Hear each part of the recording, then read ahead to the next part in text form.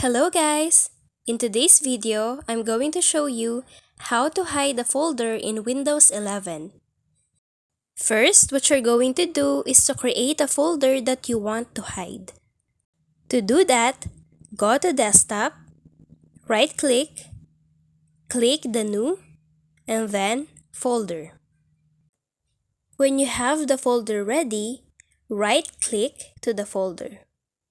Then select Properties, and then check the Hidden option. Now click Apply. Then OK. The folder is now hidden. But for example, you want your folder back, what you're going to do?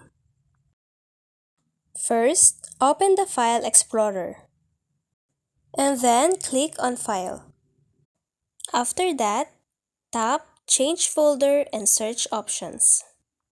It will open the folder options. Then select View tab. Then click Show Hidden Files. And that's it!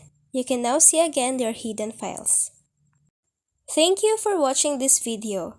Don't forget to like and subscribe.